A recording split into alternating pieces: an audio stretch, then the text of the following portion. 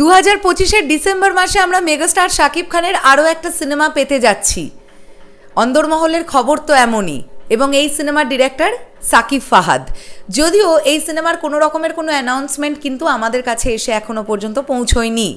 প্রযোজনা সংস্থা কারা আমরা কিছুই জানি না, কিন্তু বেশ কিছু আপডেট তো উঠে আসছে।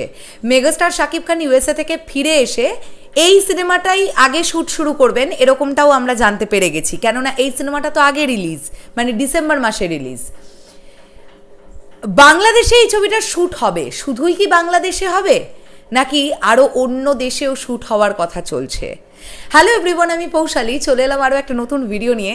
সাকিবিয়ান ভাইরা বোনেরা কেমন আছো বলো?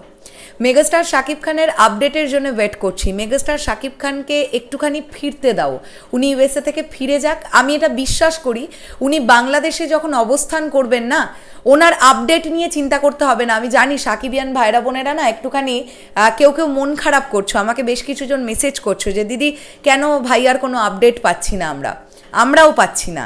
সাকিব ভাইয়ার ফ্লোর শুরু হোক, আমরা ঠিক আপডেট পাবো, ঠিক আছে? তো যেটা জানতে পারা যাচ্ছে, দুটো জায়গার নাম কিন্তু উঠে আসছে। হ্যাঁ, এই দুটোর মধ্যে কোনটা সঠিক আমি জানি না।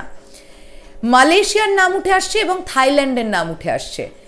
মানে এইরকম একটা কথাবার্তা শোনা যাচ্ছে যে ডিরেক্টর সাকিব ফাহাদ তিনি নাকি রেকি করতে যাবেন মালয়েশিয়াতে, এবং এই ছবিটার বেশ অনেকটা অংশ মালয়েশিয়াতে শ্যুট করার একটা প্ল্যানিং নাকি চলছে, আর বেশ কিছুটা অংশ বাংলাদেশে শ্যুট হবে।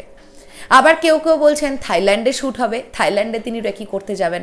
এখন প্রশ্নটা হচ্ছে, আমার কাছে এরকম খবর আছে যে এই মাসের লাস্ট থেকে কিন্তু এই ছবিটার ফ্লোর শুরু হয়ে যাবে। আমি জানি না আমার কাছে যে খবর এসছে সেটা সত্যি না মিথ্যে। মানে সাকিব ভাইয়া ফ্লোর শুরু করার আগে এই সিনেমাটার ফ্লোর শুরু হয়ে যাবে এরকম একটা খবর আমি পেলাম। যদি সেটাই হয় তাহলে ডিরেক্টরকে তো খুব রিসেন্টলি রেকি করতে যেতে হবে। বাংলাদেশের মানে লোকেশনগুলো হয়তো বা রেকি হয়ে গেছে এতদিনে, কেননা মেগাস্টার শাকিব খান যে সময়টা ইউএসএতে থাকলেন সেই সময় নিশ্চয়ই এই সিনেমার টিম বসেছিল না, তারা নিশ্চয়ই নিজেদের মতন করে কাজ এগিয়ে নিয়েছে, নেওয়াটাই তো উচিত, তাই তো বলে, তাই তো মানে হওয়া উচিত অ্যাকচুয়ালিতে। তো দেখা যাক কি হয়, মালয়েশিয়াতে শ্যুট অথবা থাইল্যান্ডে শ্যুট, কোথায় শ্যুট হবে সেটা একটা দেখবার ব্যাপার। আমরা এতদিন কি জানতাম যে মেজর সিনহার চরিত্রে আমরা মেগাস্টারকে দেখতে পাবো, এখন কিন্তু আমরা জানতে পারছি যে একজন রাষ্ট্রীয় ডিটেকটিভ এজেন্টের চরিত্রে আমরা মেগাস্টারকে দেখতে পাবো, যেটা গতকাল যমুনা টেলিভিশনে এই নিউজটা ব্রেক করেছে। তো আমি আশা রাখবো এটা একটা দারুণ গল্পের ওপরে একটা সিনেমা নির্মাণ হতে যাচ্ছে, এবং এই সিনেমা যেন দর্শকের হৃদয়স্পর্শী হয়। এর থেকে বেশি আর আমাদের কিছু চাওয়ার নেই। আর মেগাস্টার শাকিব খানের পারফরমেন্স, তিনি কেমন পারফরমেন্স দেবেন সেটা তিনি খুব ভালোভাবে জানেন, এবং তিনি একদম প্রিপারেশন নিয়ে তবেই প্রতিটা কাজ শুরু করেন। তো তার পারফরমেন্স নিয়ে আমি কোনো চিন্তাই রাখছি না। আমি শুধু যেটা বলতে চাই সেটা হচ্ছে মেকিং যেন ভালো হয়, গল্পটা যেন ভালো হয়, ব্যাস, আর প্রমোশন যেন ভালো হয়।